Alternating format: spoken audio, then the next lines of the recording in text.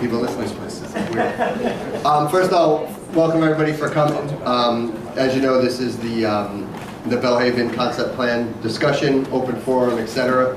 I'm pretty sure everybody in the room knows each other, but just for probably the purposes of Sue's video, I'll just make some quick introductions. I'm Charlie from the Department of Parks and Rec. To my left is Cliff Keene from the Public Works. Councilman Yingstrom's here, Christine Ballard, Tom Lauro, Councilman Taylor in the back, and Pam, our clerk, is recording this on official business. I'll read just, Stanley is a whole lot better than this, at this than I am, but I'll read just a quick statement, and then I'll toss it over to Christine for a little background on the project, and then we'll go into some questions. The one housekeeping thing, just because we're recording it, if you are going to speak, which you're more than welcome to, obviously, just use the microphone. Sound good? Okay, so a brief history. Again, it looks like everybody in this room probably knows this, but I'll just go over it anyway.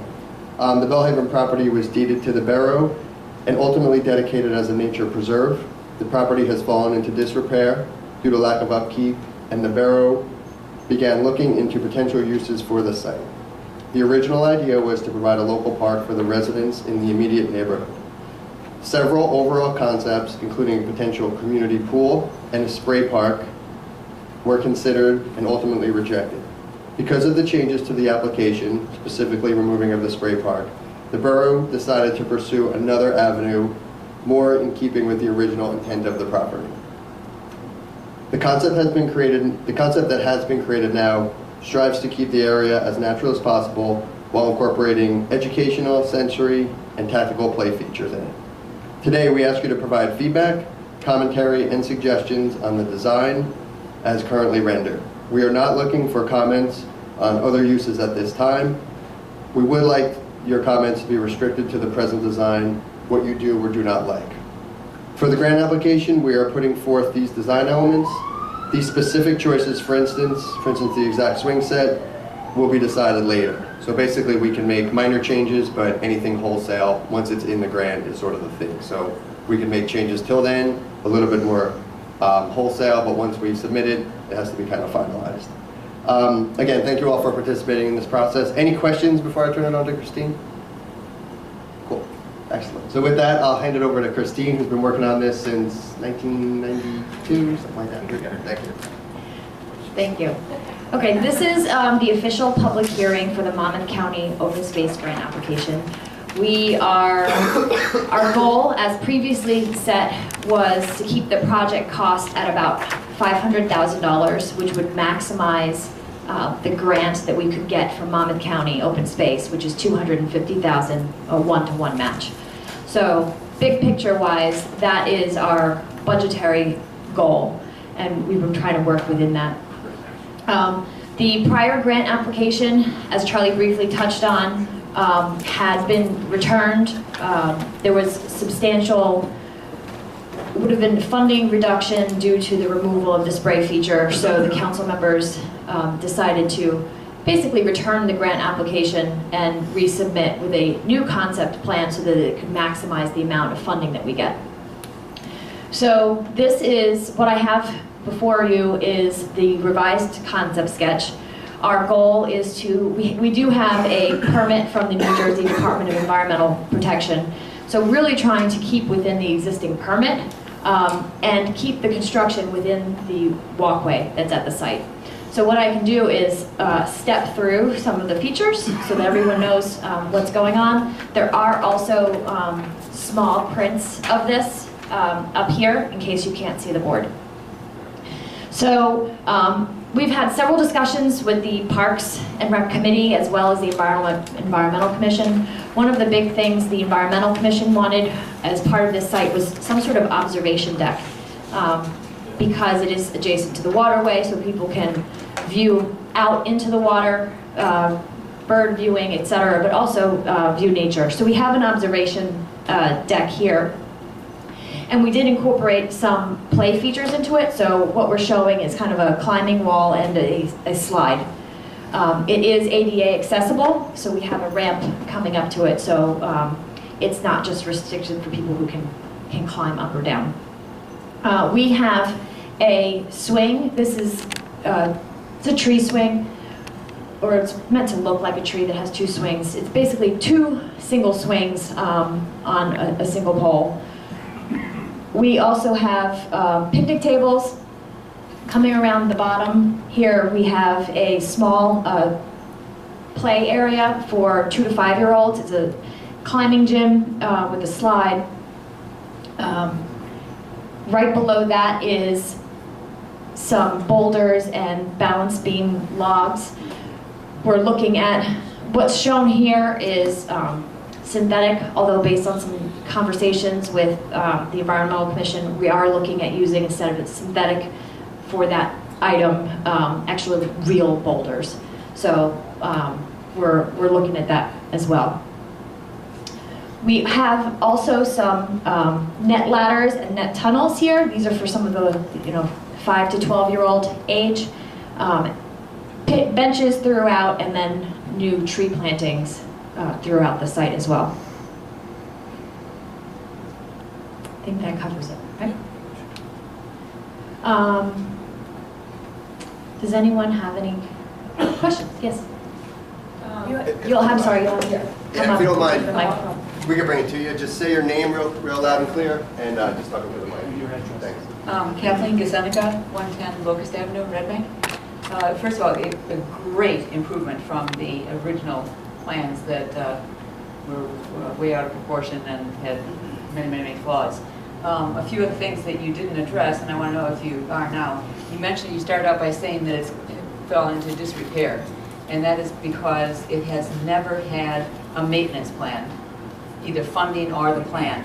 And the police do not monitor it on any. They used to get off their bicycles, but when that program went down, they haven't. So as you know, there's a huge history of crime in this park, and without the maintenance plan, I'm concerned about vandalism and the crime that is already going on, and all of the plantings that have been destroyed from the original plan.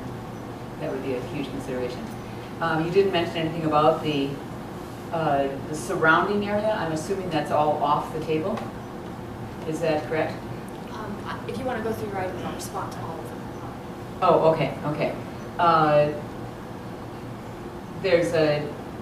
It's a very small area. That's the existing paths are the ones that you're working with, right?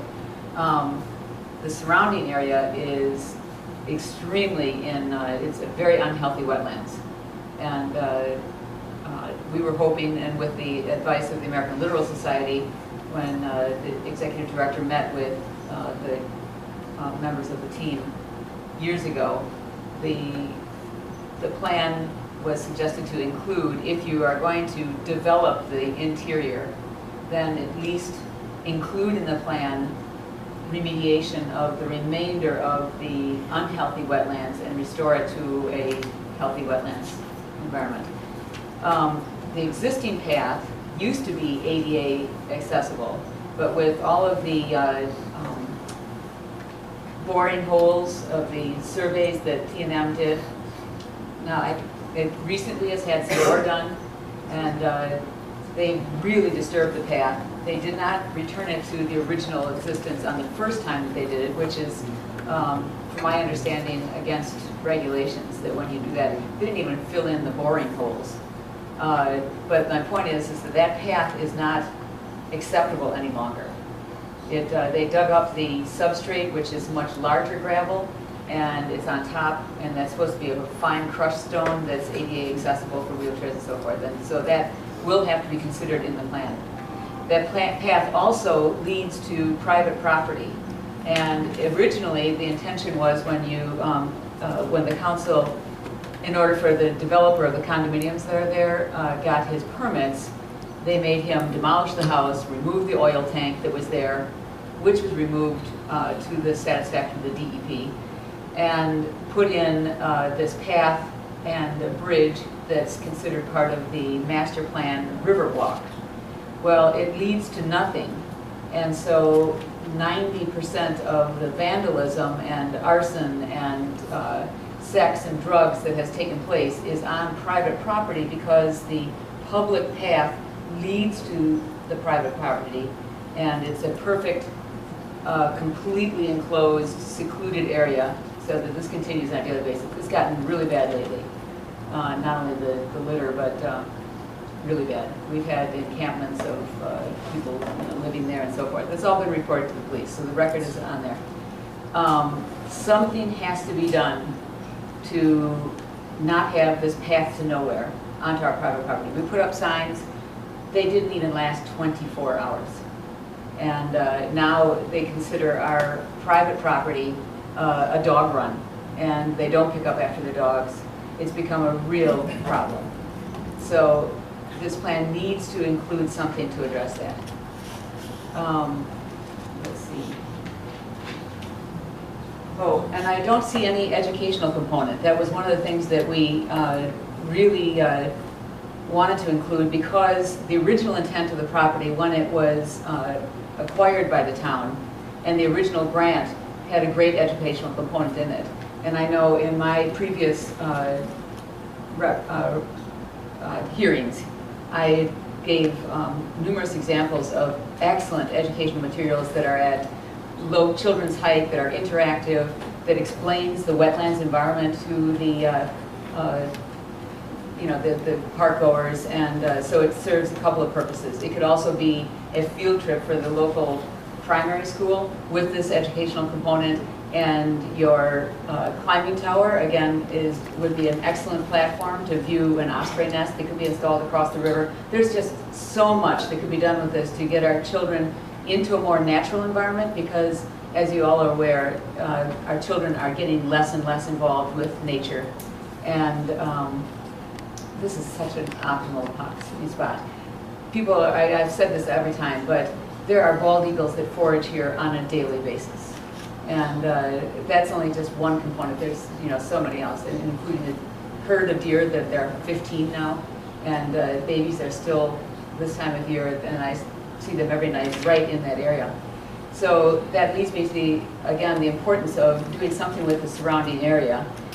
If it maintains its completely secluded area, if you go down there now, you don't even know a river is there.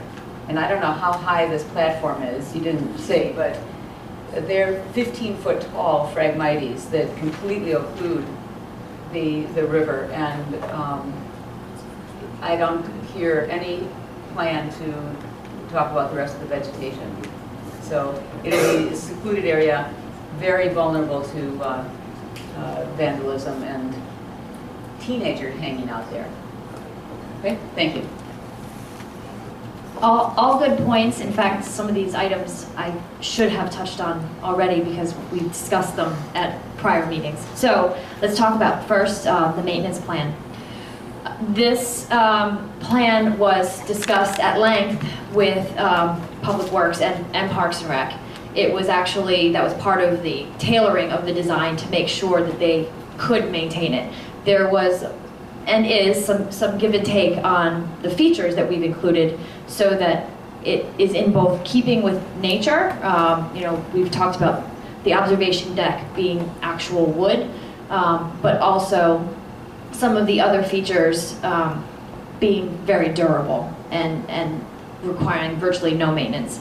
So we have talked about that. In fact, some of the landscaping on site is meant to be low maintenance. So we're not going to be mowing grass. It's going to be pretty much vegetated, like I think we were talking about grass areas and trees that'll be limbed up high so everyone can see into the site. Next item, crime, was also discussed at length. I think that was a concern that a lot of people had. We talked about the site being gated off. It's a dawn to dusk, that Public Works would open it up in the morning. The police would close it at the end of the day. We're not planning on having it lit because of the bald eagle foraging.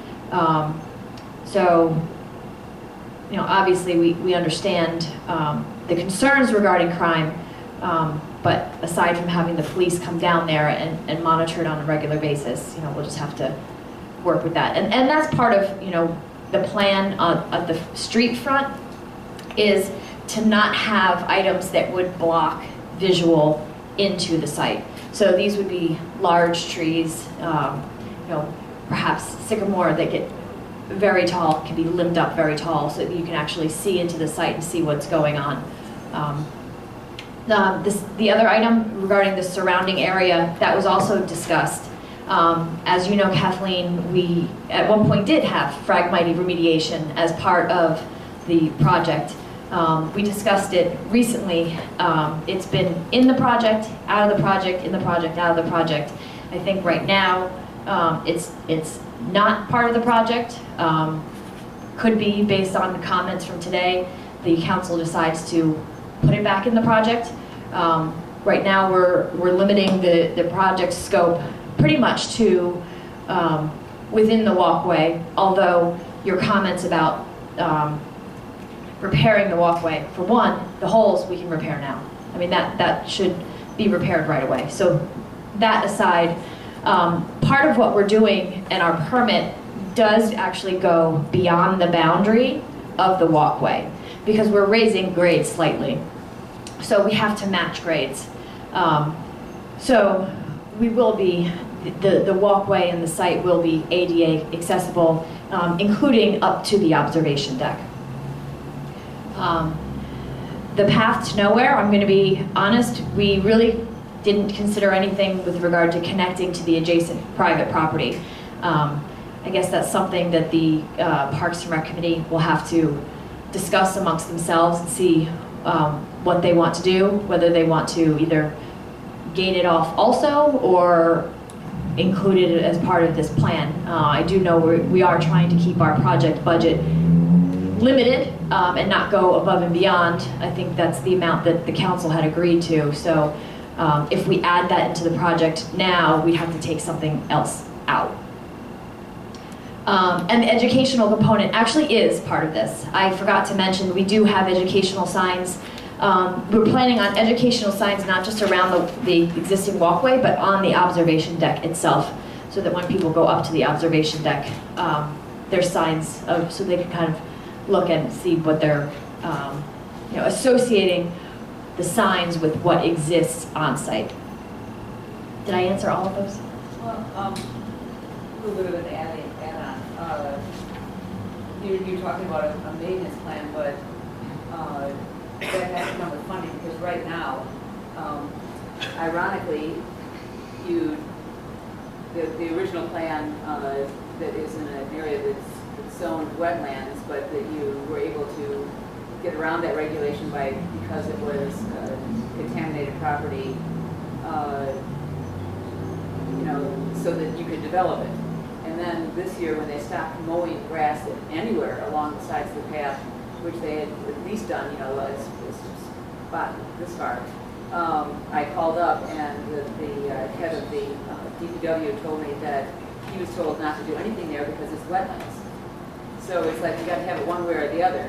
But the maintenance has got to include, again, much Yes. larger area than that, Yes. and it needs to have a definite policy or plan in writing, because it's up to the residents who go through there to call that the garbage cans aren't empty, or that it hasn't been mowed, or that there's a dead fawn in the right off the path, and that there are condoms and drug wrappers, and it shouldn't be our responsibility. Right. That's a very good comment, and that's certainly something that the council is going to have to consider as the project moves forward. At this point, this is for a grant application for the concept of this park, but absolutely needs to be something considered in the big picture of if a park gets built here, that there is a maintenance plan to make sure it's kept up to, Right, it can go, hand in hand, but this, we can add it later on, just doesn't seem to happen. That's why we lost all of the money we put into the first grant.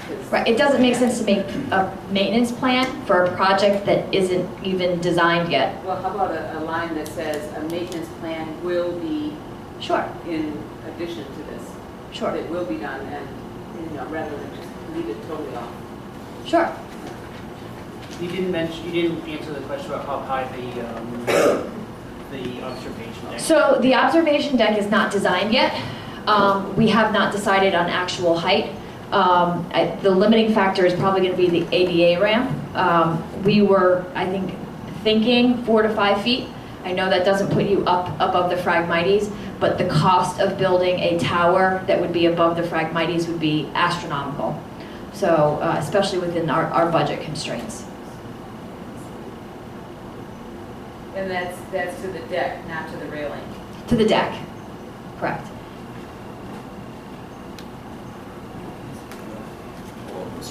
Hello, good to see you. Bill Brooks, Tower Hill Avenue, Red Bank.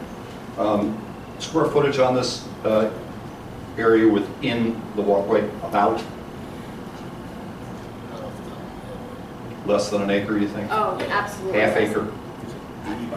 I believe it's. What was it? It might be How close many? to a quarter acre. You measured it last time.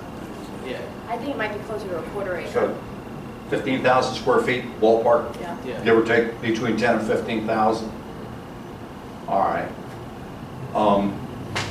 Concerns of sight in, and I know from Councilman Taylor telling me, my advice from a forester standpoint, I would lose 2 of the trees along the Locust Avenue side, and that will open up your sight lines because, as you're well aware, getting London planes or sycamores of a significant size is damn near impossible. Plus, if you can find big ones, it's going to kill the budget. So if we took out the 2 interior ones, then your sight lines would be markedly opened. And with a piece of property of that size, I'm not sure it will support, in fact, I can guarantee you at maturity, it will not support 8 London planes in there or sycamores, whichever one. So maybe that addresses a couple of concerns for visibility.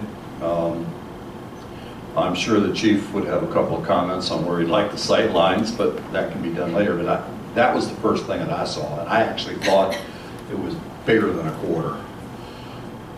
Just a suggestion, maybe that solves a couple of the issues going forward. And how far are we from the wetlands buffer line? Is that trail essentially inside it, Christine? Existing? Yes. Okay, so we don't have to deal with any of the problems with wetlands setback with the alphabet soup people. Right. We don't want to deal with that. We already have, by the way. Yeah, We've I already dealt know, with- but you know what I mean. Right. Okay, cool, I think that's it. Yeah, because as I'm sure you're well aware, we can plant in the wetlands as long as it's native species and we don't change grade or drainage. So that might be part of a long-term Phragmite mitigation plan. We might be able to give them something to get some suggestion.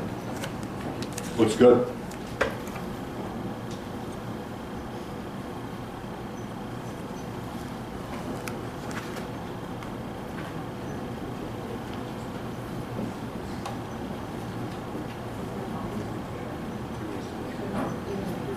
Who's next?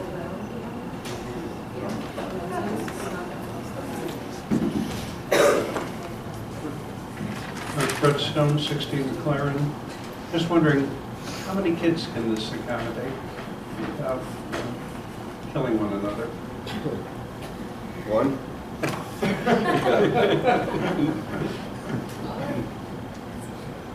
I think probably anywhere from, honestly, 10 to 15 wouldn't be outlandish.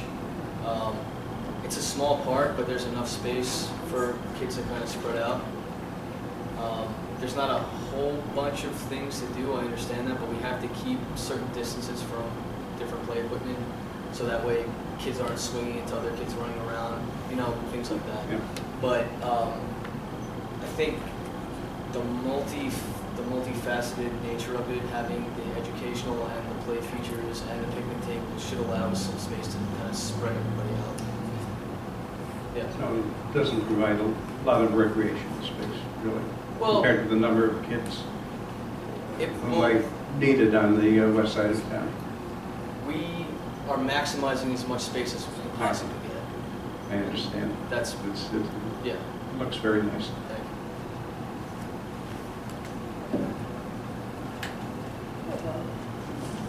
you. My name is Kate Trujillano. So first I'll say, as the Vice Chair of the Revenge Commission, I spoke with Travers and Frank. Frank's the chair.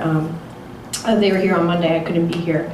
And we all kind of agreed we're very satisfied with the progress of everything, and we feel like so many different groups of people, you know, like Kathleen and Homeworth, and people who were saying they wanted to be more natural, us, the residents, I feel like there's so many different opinions being echoed in this design, and everybody's really, really appreciative of that, so thank you. With the observation deck, I'm really satisfied with that because it satisfies so many different age groups. Besides the people that are going down there and doing maybe illegal activities, there are also really good kids that go down there and use the space how it is already to get away from their problems, to have a minute of solace, you know, the same reason why adults go into nature. When I speak to the tweens and teens who use that space now, or when they've had to have a hard talk with me as their mentor, I ask them where they want to go, and they say, let's go down the hill. They don't even know it's called Bellhaven. They don't even know all these politics or that this is even going on. So I think an observation deck is really awesome because I could see 12-year-old me wanting to go up there and have a minute. I can see me now going up there, so that makes me really happy. I think the tree tower is great. We don't have a lot of play features for 2 to 5-year-olds, and there's a ton of younger kids in the area, so that's good. With the tree swing, I guess the only thing I would say is, and I'm sure a lot of you know it, is that trees, little swings, are usually demanded by the public, but sometimes the public doesn't understand that's not always the best use of space. You're only getting 2 kids on there at a time. The only concern I would have is, you know, maybe we need to be, you know, more bold from a design standpoint and, you know, explain to people that maybe that space could be used better to satisfy more than just 2 kids at a time. The other thing I was going to say is I'm really satisfied with everything, but are we taking into consideration where we would put a garbage or recycling? And is that something we could write into the grant? So for example, like we have those great big belly solar garbages that seem to really retain garbage a lot better than our traditional garbage cans in town that seem to overflow. So maybe if we could get something like that that seems to contain and compact the garbage, that would be really nice. I think the playscape boulders, I think since they're not wood, it seems like the easiest way to bring in a natural play element because a boulder won't, you know, rot and, you know, hopefully won't erode that much from the water. So I would agree that I think it would be much more, I mean, I would be much happier seeing my kid play on a natural boulder than a piece of plastic, you know, molded to be a boulder. And price point wise, from what I've seen, they're pretty comparable. I mean, they actually charge more for the fake ones, so if we could get natural ones, that would be great. So yeah, I think those would be my main things. Also, if we're writing it into the grant, and this would be a water line thing, I'm not sure, but if there could be a water fountain down there, that would be great. Kids get thirsty. And that's something that I really wish we had in most of the parks in town, is a water fountain. But yeah, that's basically, I guess the last thing I'd say is, since you mentioned that the viewing deck would be lower and we might not be able to see the fragmites, maybe, like Bill was saying, in the, you know, even if it's in the long term, but even if we found something neat, we could plant so the fragmites in that spot, just to be able to see over, like not around the whole thing, but if we just tried to test in front of that first, so it actually made it more effective, that would be great. But yeah, I'm really satisfied, and it seems like a really great use of a small space. And I know that a lot of the kids I talk to will be really satisfied because it satisfies a lot of age groups. So, thank you. To respond to your comment regarding the garbage cans and a water fountain, those are fundable items. So, you know, members of the Parks and Rec Committee are here, and we can talk to them about perhaps adding that into the grant. You know, like, garbage cans are already in the grant. We could just see about making it the compactor type. Yeah. And then a water fountain is an absolutely reasonable item.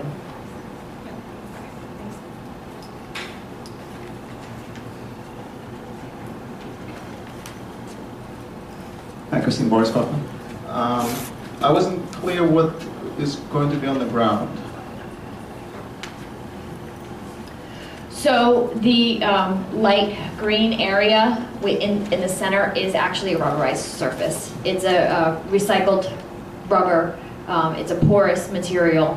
The outside edges are most likely some sort of a vegetated mulch combination area. We're not planning on grass areas, so. Where did you mention the grass was going though? No grass. No, we're not including. You said grasses that you're. We were thinking kind of decorative grasses. I apologize. Yeah. I mean, we haven't quite decided all of that yet. This is kind of you know, idea board. So if there's something specific that you would like included, it's well in advance of before we even, you know, start design for this. Just, I mean, I probably should have said this earlier. The schedule for the grant application is, it's due mid to late September. I believe somewhere about September 20th. So if anyone wants to write a letter of recommendation, feel free to do so. You have plenty of time to do that. The Board of Chosen Freeholders acts on the grant applications at their freeholder meeting in December, roughly about the 15th. So that would be when Red Bank would find out if we received funding for this project. So to follow up with the raised grade, would that area still get flood occasionally? I'd have to take a look at that, to be honest with you. I mean, I don't remember exactly what our grading plan showed from prior. I think we were raising grade about 2 to 3 feet in that center area, but I'd have to take a look at that. I don't want to misspeak now, and I could certainly get you that information. So my concern. Yeah, I could speak to it, how it exists right now. Kathleen was that anyway. Just only because she's got to send minutes to Yeah, them. okay. Real quickly, during Superstorm Sandy, at the wishbone, right, when it goes off into a single path, there's a little bridge. And during Hurricane Sandy, it was 3 to 4 feet above the rails of the bridge. So storm surge, it is guaranteed to get flooded. In that existing area right now, our Phragmites, they only grow in salt water. But if you raise it, 2 feet is what they need to be raised in order for them to die out. So another 3 feet. But every new moon and full moon now, the path that is in front on the water side and the one that goes onto the condominium property floods. Not badly, but enough so that the plant material that's used needs to be salt tolerant and native species that are from this area. A comment on sycamore trees around playgrounds are not usually desirable because they're very messy. They shed their bark and they get on that rubberized stuff, and it's a huge, in fact they have to vacuum. I just thought they'd be great for the bald eagle foraging because they get so tall. Yeah, there are other trees that wouldn't create the mess on your playground for Bill, maintenance. Yeah. this is what Bill's great for, right? Yeah. Bill? Yeah. Well, they're super salt tolerant. You can submerge them, they'll survive. We saw that during Sandy. Okay. We had sycamores that were under 10 feet of water. There still is. Their root system is pretty strong because it will tolerate brackish water, so it does, you know, go down more so than like your pin oaks. They'll pancake root system on you. If we get any wind after it's wet, we're going to pick them up. They're going to flip. Maples are out. So we're going to be kind of stuck for deciduous trees down in there. We don't want to think about, we're kind of limited. We really are. Put it into your maintenance plan, because when the playground starts to get full of bark and leaves, it looks dirty and it looks like it's not kept up. Yeah, So and the it's a sycamores don't consideration. exfoliate every year. Yeah, then there's also, don't forget the deer too, because there's very few species, they don't even. They and will you attack give the it- sycamore, that I guarantee. Yeah, but They don't like them. yeah, if you're putting in other things too, the grasses are good, but definitely consider it. They don't even have plants that are tolerant anymore. They consider them resistant because deer are just about eating anything. Thank you. So very quickly. Can I follow up on the surface? So this rubberized surface, how quickly will it get clogged up? Assuming there is, stuff falling in it and possible flooding. It really depends on the capacity of the sewer system, because what'll happen is we have to put pipes underneath the rubberized safety surface. And however that system is designed to be connected into the existing system, depending on if that backs up, the water will sit if the storm surge is big enough. But we've had plenty of parks in the past where we've done rubberized safety surfacing and we haven't had an issue with it. If it's, yeah, absolutely. If it's designed the right way and if it's constructed the right way, it should last through. Thanks. Ben Farr, 16 Locust Avenue. Speaking just for myself. I like this plan much better than the original one with the water feature. I do also like the deck. Question I have is there fencing around the immediate area for the little kids? Is it just open, with the It was just going to be a fence for the site, not not around the intermediate perimeter fencing. of that play area? Okay. I very strongly support the idea of locking the park up at night and opening in the morning. I also don't really want lighting down there. There's not a lot of parking there, so I kind of like the idea that it's small. One of the concerns that myself and others have had is if we make something very popular down there, it's going to create problems on Locust Avenue, but I think this will be fine and certainly an improvement. I also think that we need to do this because across the street, the Locust Landing is really, in my opinion, inadequately designed housing. Actually, Amy and I opposed it when it was proposed because it doesn't have enough space on it. And kids just sort of play in the parking lot there and in the street. And so I think this is going to be very good for that. And also there's a lot of kids in the neighborhood I think will make good use of it. So I also want to thank you for the process of reaching out to all of us. And, I feel like you care about the residents' concerns here. So that's my comment. I'll take it. Kate Oakson. Having given some suggestions both verbally and done some writing in these processes, I'm really pleased to see the shift forward to an open deck, this observational component. And I love the idea of these kinds of stations, and I like the idea of moving back and forth between them. That's part of the thing that I love as a teacher, right? And it works with all age groups. It's not just for 5-year-olds. Let me tell you, it works for 18-year-olds too. I like the seated areas. I think I have some questions. In the most ideal world, I'd love to make sure that there is a space observationally to look out and down and not just out and up. There's the part of me that's like, I want to bring binoculars that look out this direction as well. And I hope on some level that maybe, very selfishly, that the educational pieces could be worked with artists in town. I have a project with somebody else who also does this stuff, and we've done Birds of the Navasink and Birds of Sandy Hook and stuff like this from an artist rendering educational piece, and not just to pitch my own ideas, but we would love to. That's right. But the website's down right now because it's being. I don't want to advertise and you can't go to.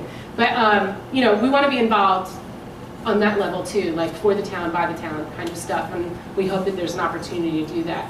I know that the feedback that I had heard, just with moving away from traditional play features to more natural play features, or nature itself as the play feature, feels very satisfying. Thank you. One thing I forgot to mention is about the mitigation of the, trying to make it a healthier it's wetland, and that would be nice. But one concern I have regarding the cost is it seems like that, it's very hard to keep the, Phragmites out. Phragmites, and it's very difficult to remove, and I don't know how much money we're talking about here. But I wonder if that's a losing battle there, unless you really take on the Phragmites and really around the whole area, there's a lot of it.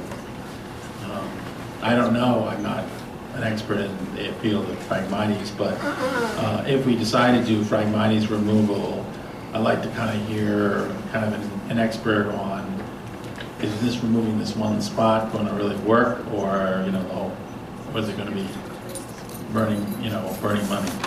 So that would be a question I'd want answered. I don't know.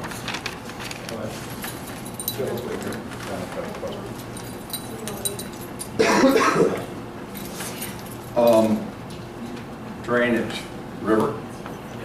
Okay, so we're not going to have to deal with pumping. Fine.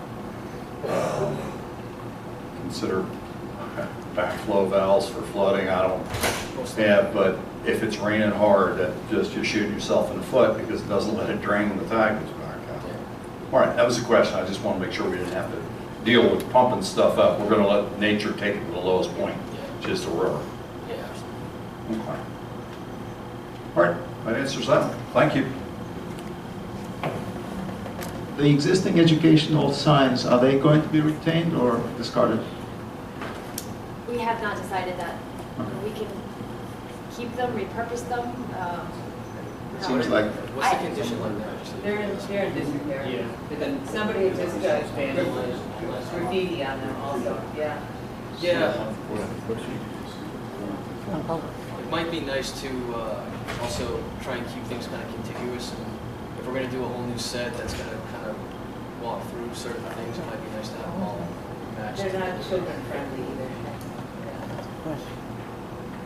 Some of the stuff we looked at for signage, you saw some of it, Kate. The you know, it's like a leaf that has all the bugs and birds and things you'll see there. It's captivating to the eye, whether you're 6 or 96. So It would be nice if you could keep it to the environment that's there. it's there. Yeah.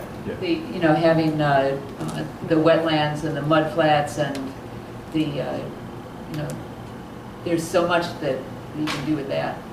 Yeah, the point's well made, and there's a lot of options. We have ones that could be seasonal, so you know you have certain things you might see in fall, or more permanent ones. You can change them out. There's a lot of. We didn't get into the weeds, no pun intended about it, but and the variety of birds that are there. I mean, I can see artists right there would be fabulous. And we have eagles and ospreys and great blue herons and nighthawks, and there's just. Oh, and it's a special migratory Passover. That's the other Yeah. really interesting thing. Right. And when we talk about educational opportunities, I mean that. You know, if I'm a 5th grade science teacher, I think I'd be there in 2 seconds. You know what I mean? And Right, whether it's and an the adult primary club or school is yeah. just a walk away. Yeah. If they go through that way. Yes. Yeah. Hi, I'm Ron D, 122 Locust. Is the deck planned so that there's going to be enough view to be able to see the birds and things? I'm just looking at the trees that are around and things in the Phragmites. Right now, you don't really get an opportunity to see any of the birds if you're down in the park. You really kind of have to be up in the condo association to kind of find a clear space to get a better view. And I've been hearing osprey all week down there, but I haven't seen them myself from where I'm at, but I have heard them. So, and the same with the deer. Like, you know, I've seen fawns this week, all week, like 3 fawns. But are you going to be able to see this from this observation deck? And is there seating on the observation deck also? It's not shown with seating, but I actually, as we were talking, I put in my notes that having, you know, 1 or 2 benches on the observation deck would probably be a good idea.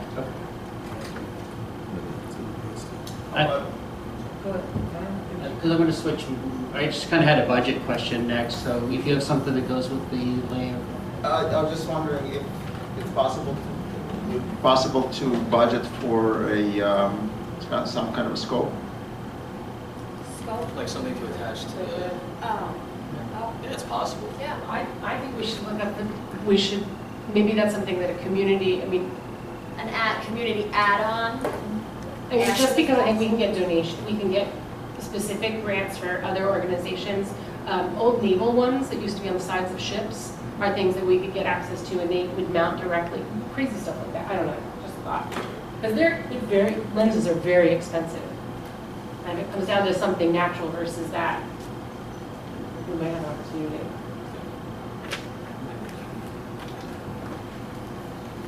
Question about the $500,000 grant. Do the engineering fees come out of the grant? No. They do not.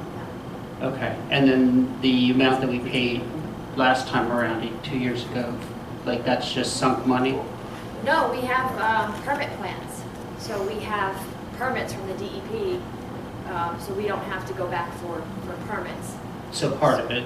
So part of it, we have But the the survey, engineering, we have but, the environmental, the Okay. design, construction drawings would have to be done.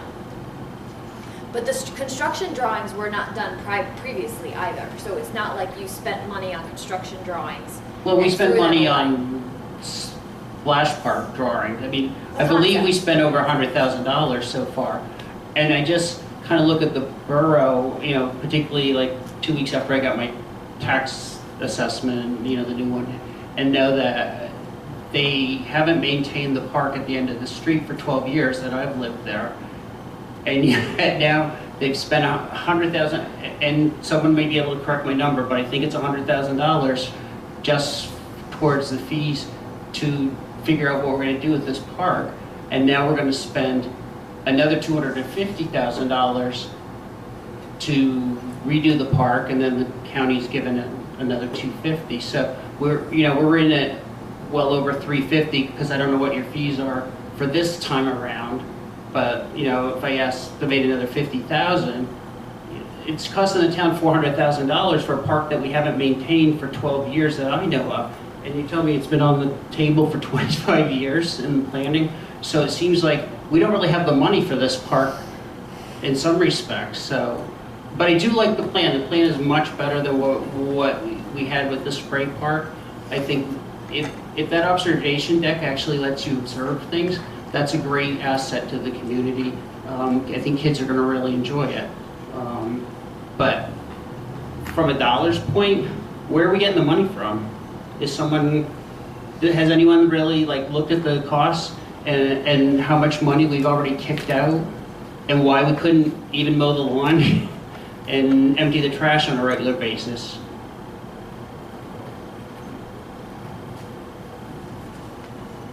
Any other questions, comments? No? Christine, Okay. I just wanted to make one correction. This gentleman said that it was a $500,000 grant. Is that the correct dollar amount? The grant amount is $250,000. Thanks. But it's a match. We So the have to project- put in $250,000. Correct. Yeah. And they're putting in. But you mentioned the grant was $500,000. Oh, I'm And I just sorry, wanted the to correct- total. I just want to make sure we Right, but- corrected the record. Okay, thank you, I appreciate that. But the borough is still putting in, Yes. The borough has a Has minimum prob- of one-to-one contribution. right, it's gonna towards put the in park. 250, we already put in 100,000, and we're probably putting in another 50,000 as a ballpark number. So, that's $400,000 that the borough's putting out for this park.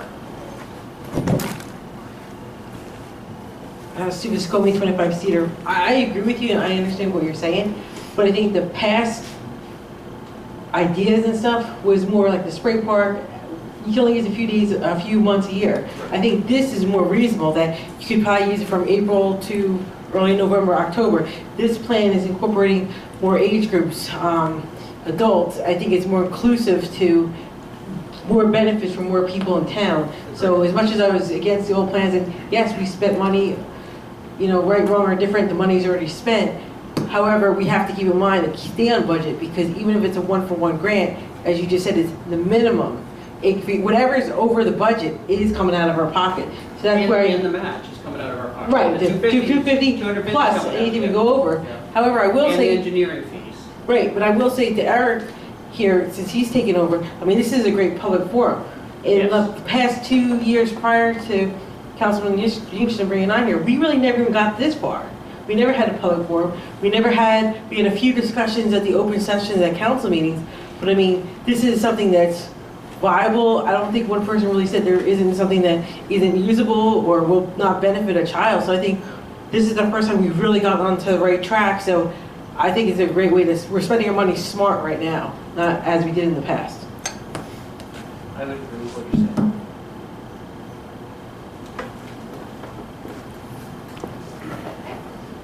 Is that it? Any last, for these two shellway comments? Cool. That about wraps us up. We are going to put some information on the website. Yeah, please. So what are the next steps? Yeah.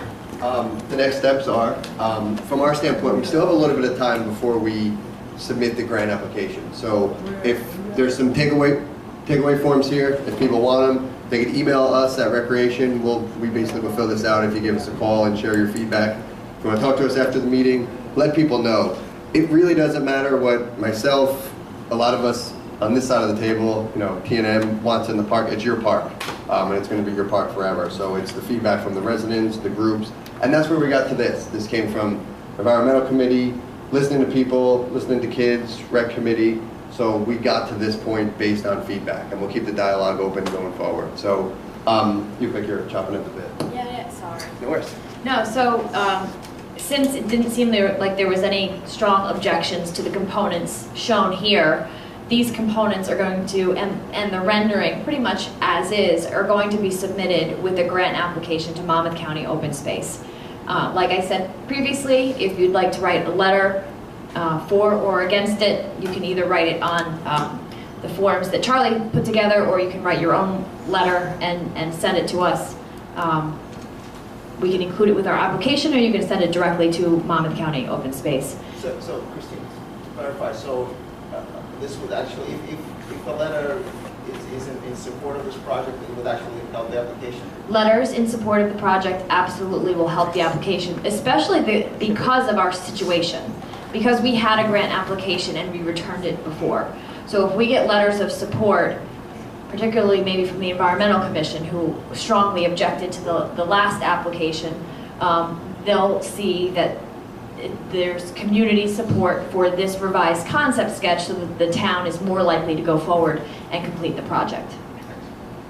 So this is not a comment on your component, but how do we go about ensuring that the maintenance plan and addressing the condition of the path that's around it, and also that it leads to the private property, which is where 90% of the crime has happened anyway? So there's a resolution that has to be passed, a standard resolution for the grant application that will go before council before the grant is submitted. I can talk to Monmouth County Open Space and see if we could incorporate an extra line item that says, and if this gets moved forward, the borough will incorporate a maintenance component. If not, maybe they'll do a separate resolution for something, committing to, if they move forward with the park, that there will be a maintenance component to it.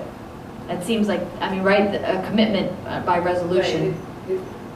I don't know, other than that, what options. Feel, like I said, because this is beautiful, and I totally agree with everybody else's comments on it, but it doesn't address all of the crime that's happened beyond, and the surrounding area that's not going to be remediated at all. It's a mess.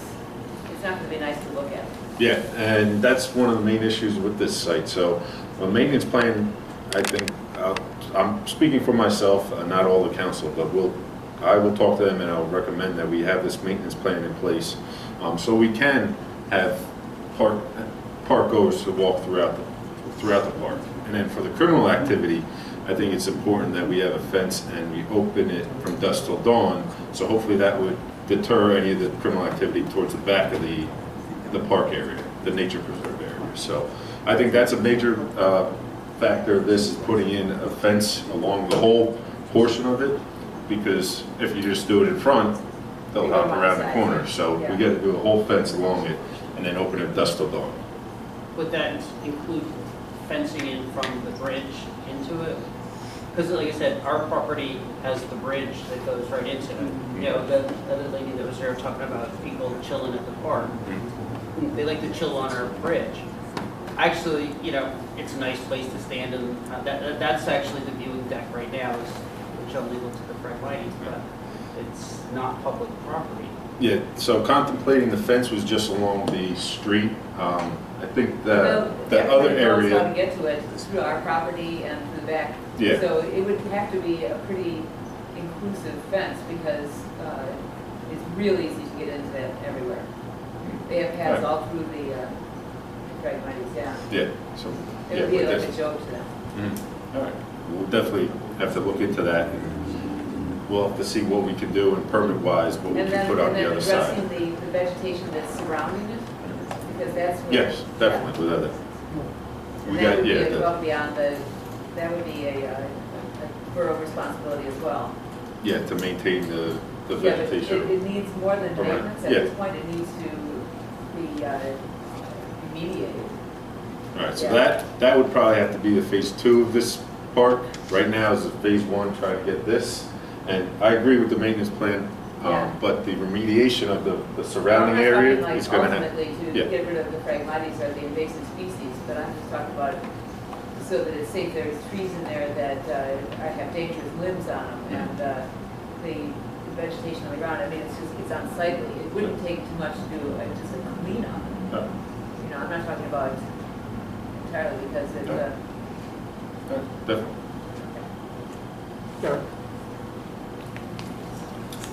I just wanted to talk a little bit, Kathleen, to your maintenance point. The park, the preservation area that is currently situated there has been over the years maintained, or was supposed to be maintained by volunteers from the Environmental Commission.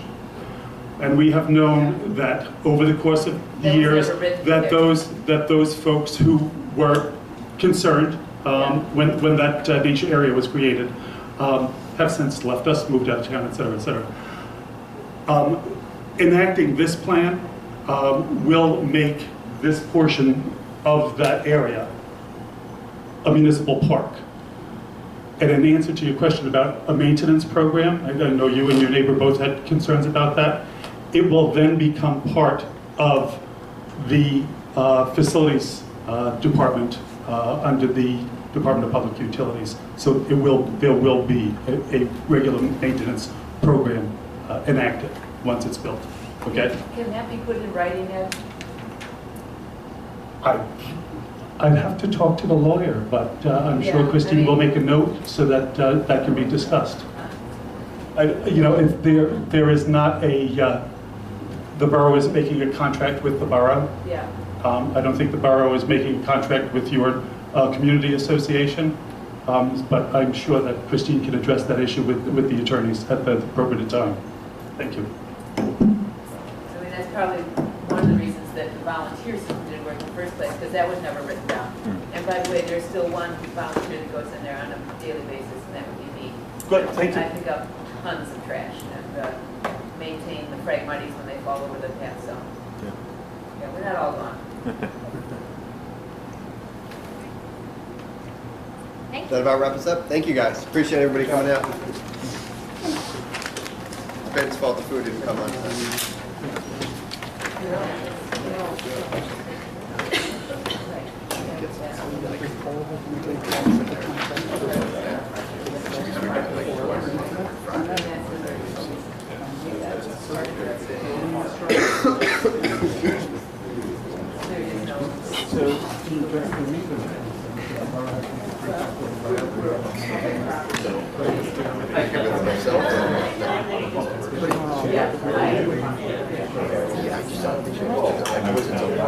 Every day, parents' guys go to Eastside, productive garbage, Marie Park, kindergarten, Riverside, and that's just right now. We should every Wednesday, every week, just get, some of it's just Take care of it for you.